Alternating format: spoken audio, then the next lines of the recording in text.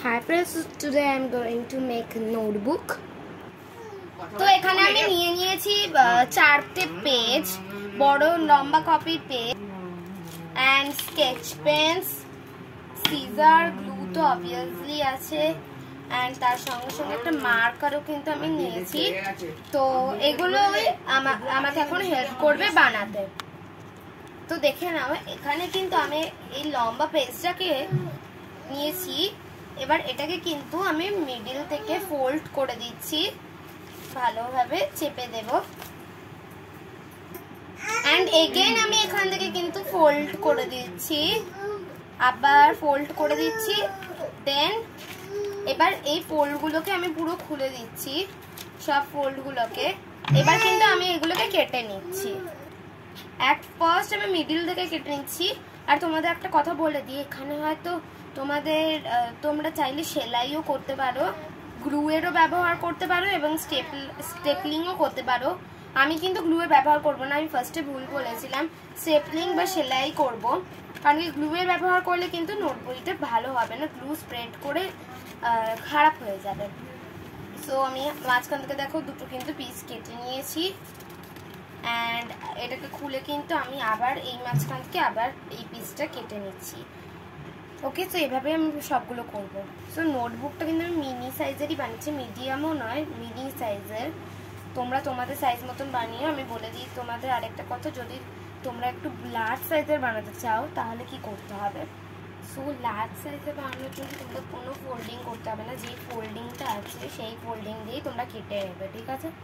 So আমি পেজটাকে half করে কেটে নিয়েছি। লার্জ মানে মিডিয়াম সাইজের করতে গেলে কিন্তু তোমরা এইরকম দিয়ে কেটে নেওয়ার পর হাফ ফোল্ড করে নেবে, ঠিক আছে।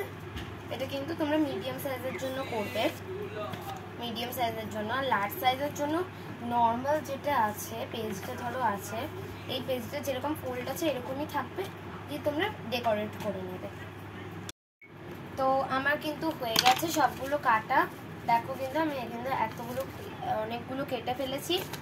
এবার এগুলোকে আমি অ্যাকর্ডিংলি মানে সাজিয়ে নিই, মানে এটার ভিতরে এরকমভাবে দিয়ে দিই, এরকমভাবে আমি সাজিয়ে নিচ্ছি। ওকে, তো দেখো বন্ধুরা, আমি কিন্তু অ্যারেঞ্জ করে নিয়েছি এটাকে ভালোভাবে। দিয়ে তারপরে আমি একটা আর্ট পেপারের টুকরো নিয়ে নিয়েছি, এভাবে কেটে ফোল্ড করে নিয়েছি। দিয়ে এইটাকে কিন্তু আর্ট পেপারটার মধ্যে দিয়ে আমি কিন্তু স্টেপল করে দিচ্ছি। ওকে, সো আমি ভালোভাবে নিয়ে এটাকে স্টেপল করে দেবো। এখন এটা কিন্তু একটু মোটা আছে, সো স্টেপল করতে একটু টাইম। দেখো আমি এখানে সেলাইটা করে নিচ্ছি। ফার্স্ট টাইম ভেবেছিলাম যে পিন দেবো, কিন্তু পিনটা কাজ করছিল না, কোনো কারণে খারাপ হয়ে গেছে। দ্যাটস ওয়াই আমি অলরেডি ভিতরটা করেই নিয়েছি সেলাই, এখন চলছে সেলাইয়ের কাজ, আমি করছিলাম সেলাইটা। সো এখনও সেলাই বাকি আছে, তো আমি সেলাইটা করে নিচ্ছি। এটা একটু শক্ত আছে, খাতা সেলাই করা খুবই শক্ত।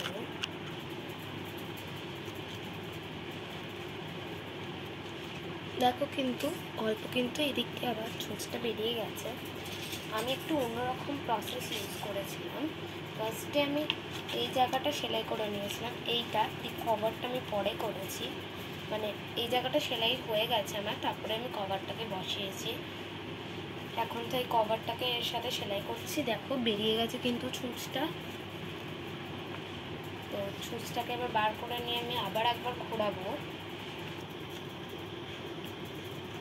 শেষমেশ অনেক কষ্টে সুতোটা বেরিয়েছে, কিছুতেই বেরোচ্ছিল না। তো দেখো এটা কিন্তু টাইট হয়ে গেছে।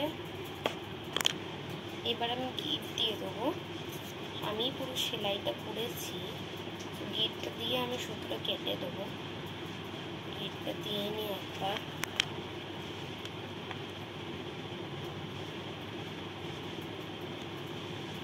অ্যান্ড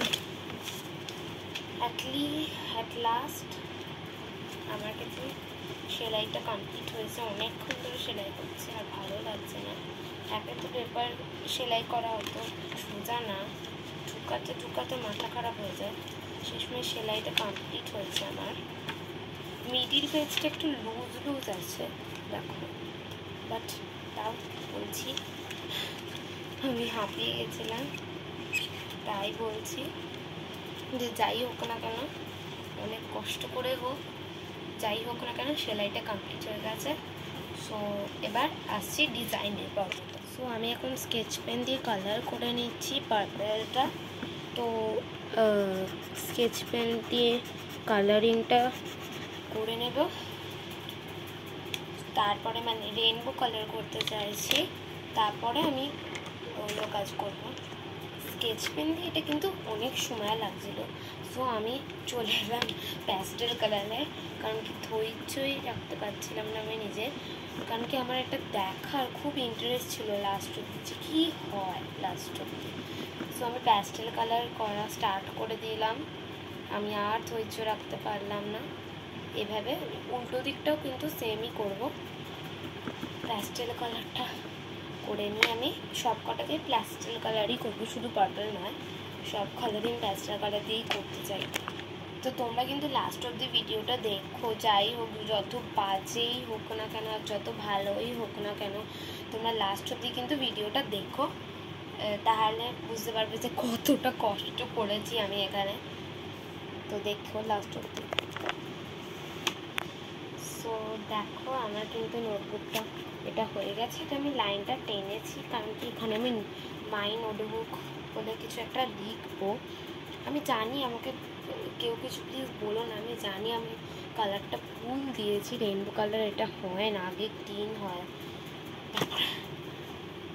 তারপরে ইয়েলো হয়, আমি ভুল দিয়েছি, বাট কেউ তার জন্য আমাকে প্লিজ কিছু বলো না।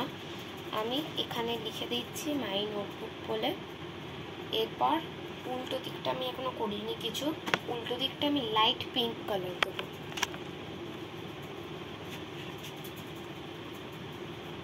দেখো কিন্তু আমি কিন্তু কালারিংটা করছি, আমি কিন্তু একদম লাইট পিঙ্ক কালারটা করছি, আমার ড্রেসের থেকেও লাইট পিঙ্কটা। এভাবে কালারিংটা আমি কমপ্লিট করব, দেখছো তোমরা।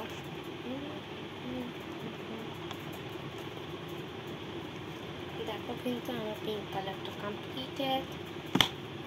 সামনে আমি নোটবুক লিখেও নিয়েছি, অ্যান্ড লাস্ট আমি একটু গ্লিটার পেপার দিয়ে ডেকোরেট করব। দেখো, সো আমি এখানে হার্ট শেপ কেটে নিচ্ছি, দেখে নাও। তো আমি আর বেশি ডেকোরেট করছি না, গ্লিটার পেপার দিলে বাজে দেখতে হয়ে যাবে। তো এখানে ভিডিওটা শেষ করলাম, বাই বাই। আর লাস্টে আমি আমার ভাইকে একবার দেখিয়ে দিতে চাই, উঠে পড়েছে, ঘুমোচ্ছিল আসলে। কুচুন হাই বলে দাও, তো হাই বলে দাও, হাই করো। বলতে পারবো না, ঠিক আছে, তো বাই বাই।